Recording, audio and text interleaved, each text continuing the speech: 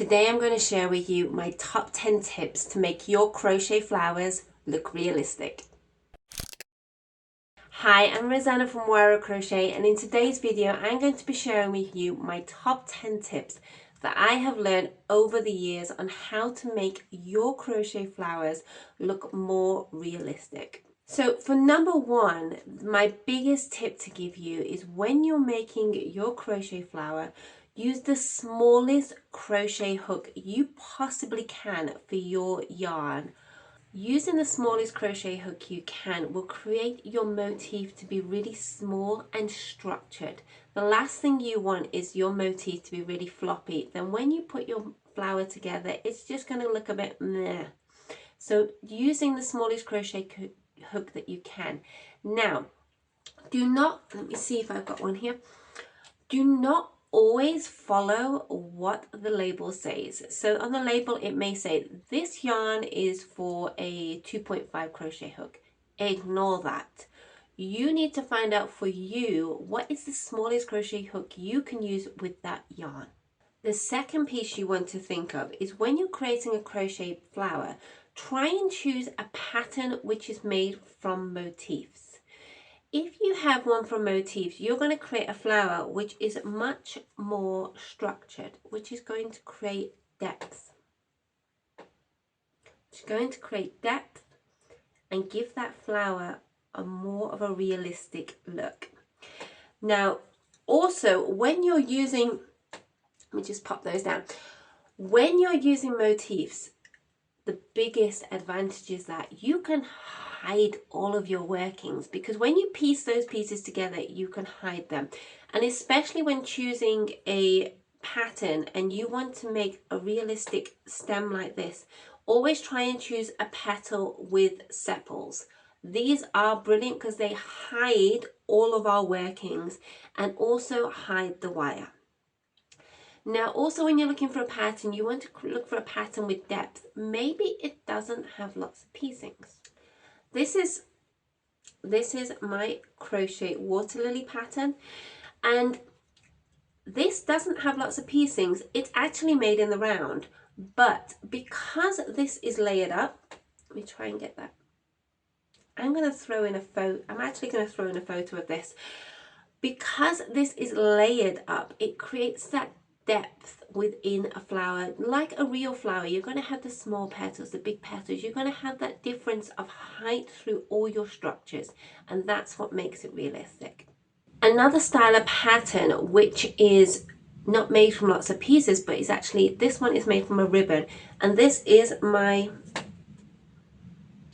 homunculus flower, and this is made from a ribbon, but because the way the ribbon is constructed, it wound and wound it to create this rosette form, and that will create that depth field.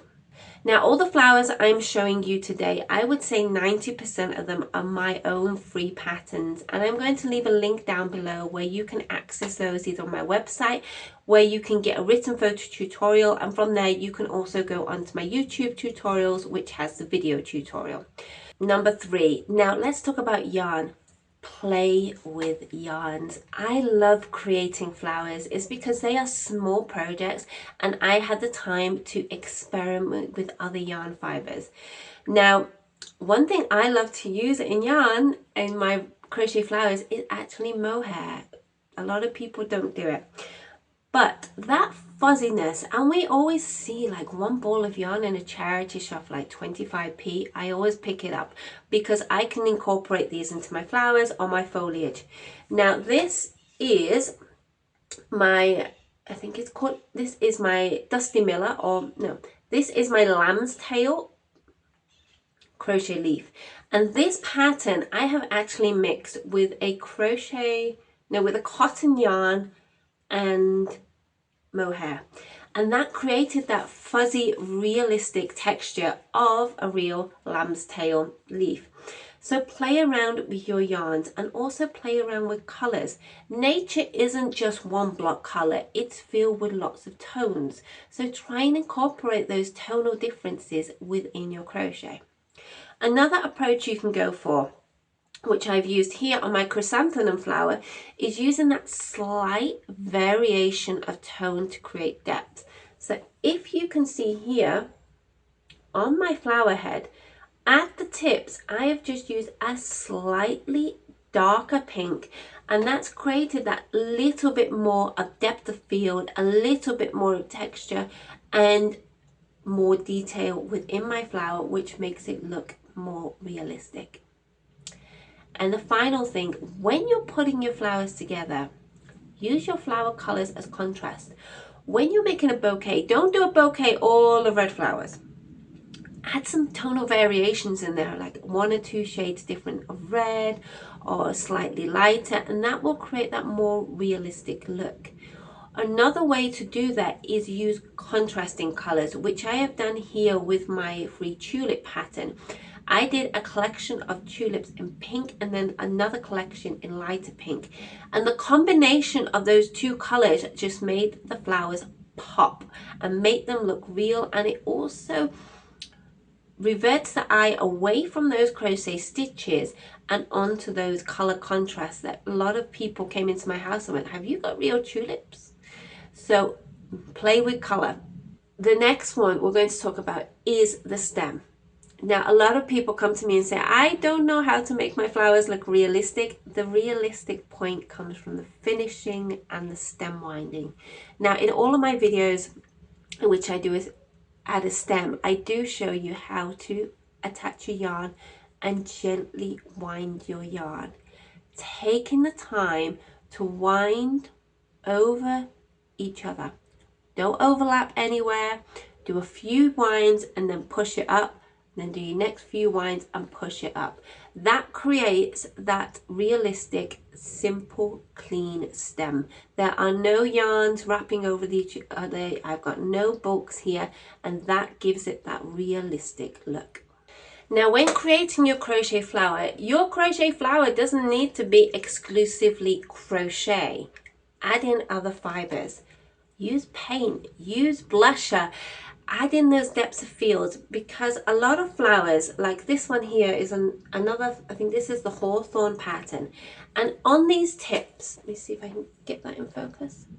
On those tips, I have just added a little pink acrylic on there. A little pink, just a little dot of acrylic paint there, and it just gave that little blush effect. I cannot create that in crochet, so I will add in other techniques that will create that effect for me. Another thing you could do also is add some embroidery. Mix it up, add sequins, add beading, whatever you wish to make your flower look more realistic to you. Back onto stems. Now, I get a lot of people asking me going, I want to create your flowers, but I don't know what florist wire to use, I'm unsure. Here's my secret. I don't use florist wire. I actually use construction galvanized wire. Now, I find this much more sturdy than any florist wire I can get. It's very cheap. I can buy a whole kilo round of this for a few dollars, or equivalent of a few dollars or a few pounds, and they have lots of different thicknesses. So if I'm doing a really heavy flower such as a peony, which has got that big heavy head, I'm going to opt for a much thicker galvanized steel. And when I use this, every stem that I make, I double my stem. So the way I make my flower is I secure it by going in and going out. So I have 2 stems coming out of every flower.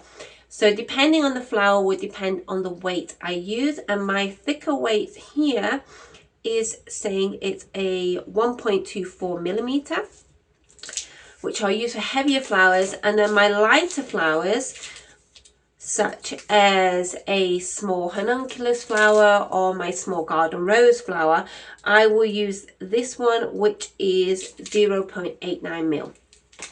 So that is my secret. There is no special florist wire. It's just basic galvanized steel wire. When you put that stem in, you don't want the head to be flopping all about. there is a technique that I use, and this is available on my poppy flower. When I add the wire, I will add the wire in like this, and I will create a little T. So I'll thread it through and squish one T onto one petal, squish one T onto the other, and then pull it down. Through doing that, I clamp whatever part of that flower I need to, whether it be a petal or the sepals, and then I will pull my wire through the sepal and then wrap it round.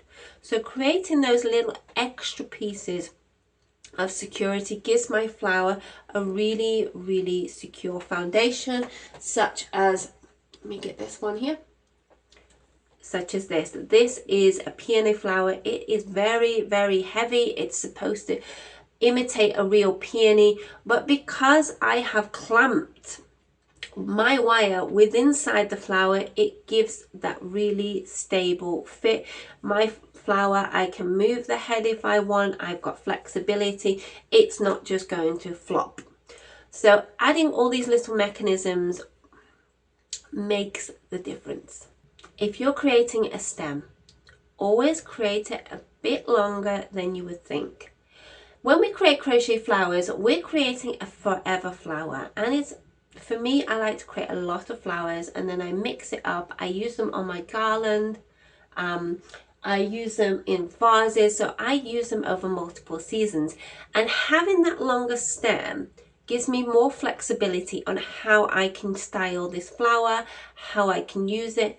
So, for example, I can have it this height, or I can fold it, or I can really bend it quite small like this, and I can get that in to my wreath and be hidden.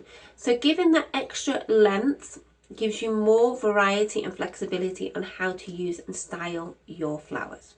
Now, going back to flowers, creating different stem lengths helps you create different bouquets like this of all different heights.